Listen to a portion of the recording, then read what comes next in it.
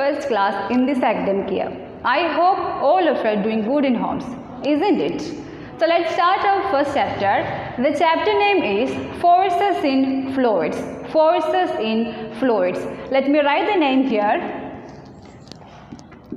Forces in Fluids. From the heading itself, you can understand that in this chapter, we are discussing something about fluids. So let's start our class with discussing a situation. Here you can observe a girl is trying to immerse a bottle into the water. Are we also doing that? Isn't it? So what will we experience in such a situation? We have to apply some force to immerse that bottle into the water. Then when we are taking off our hands from the bottle, what will happen there? When we are taking off our hands from the bottle, at that time itself that bottle comes to its first position, isn't it?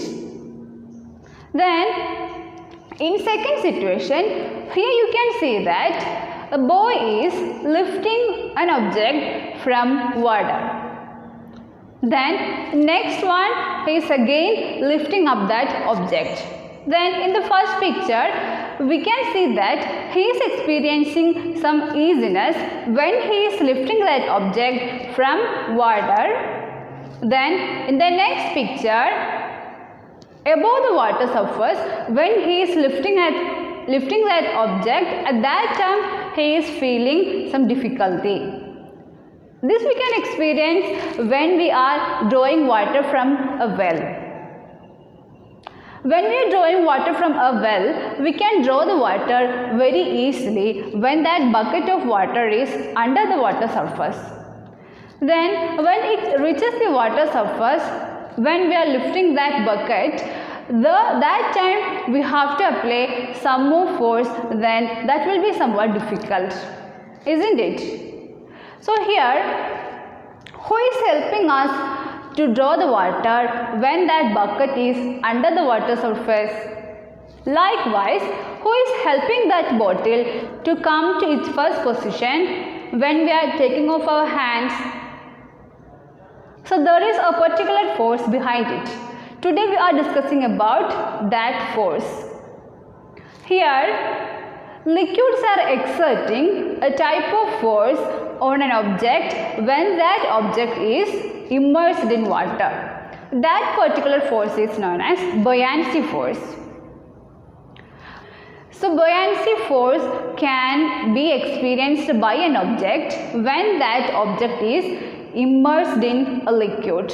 Not only in liquid, gas is also exerting buoyancy force.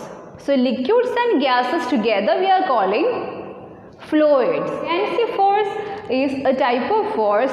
It is exerting by fluids on objects which are immersed partially or completely in fluids. So let me write here that force is known as buoyancy force.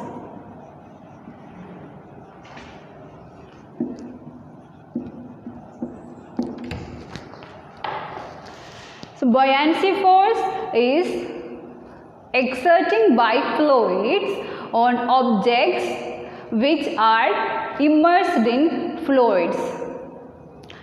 Here, when we are drawing water from well, we are experiencing somewhat easiness due to this buoyancy force. So that water in the well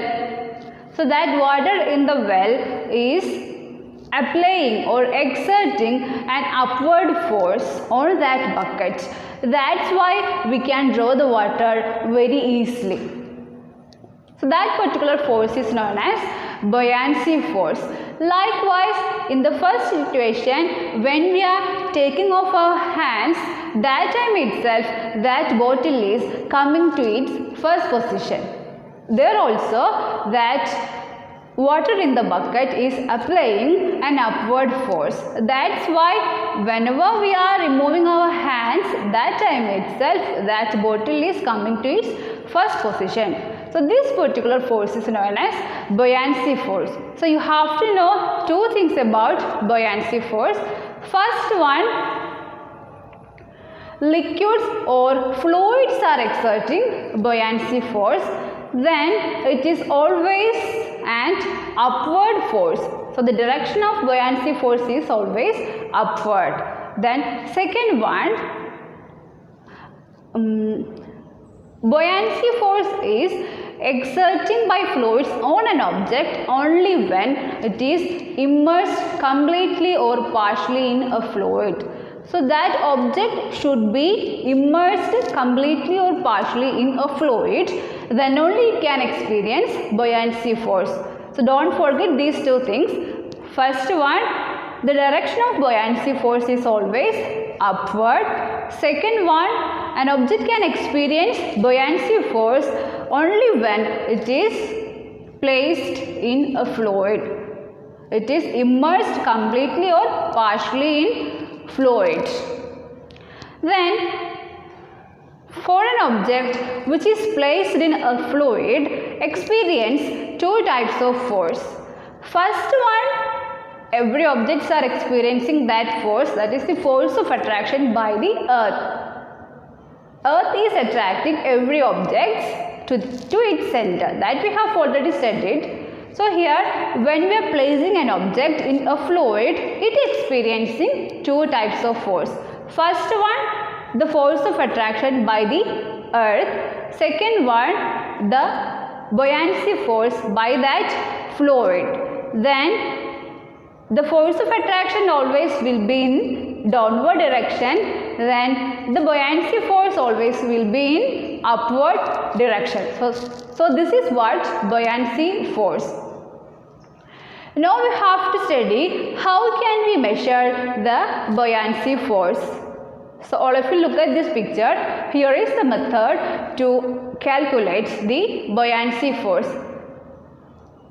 To measure the buoyancy force, experiencing on an object when it is placing in a fluid, we are following this particular method. At first, we are calculating its weight on air. The normal way we are calculating its weight.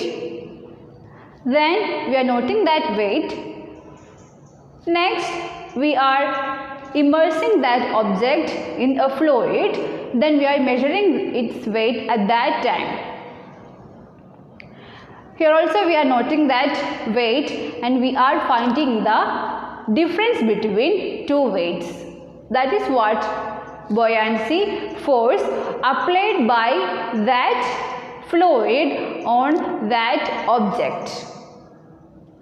So here we can calculate the buoyancy force by measuring the difference between these two weights. At first we are calculating its weight normally. Then second one, we are placing that object in a fluid. Then we are measuring its weight at that time. Then we are finding the difference between these two weights. Then we can find the buoyancy force. So the method to find the buoyancy force is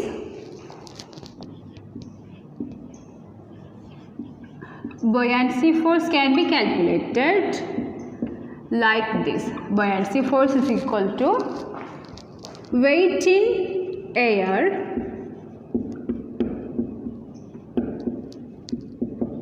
minus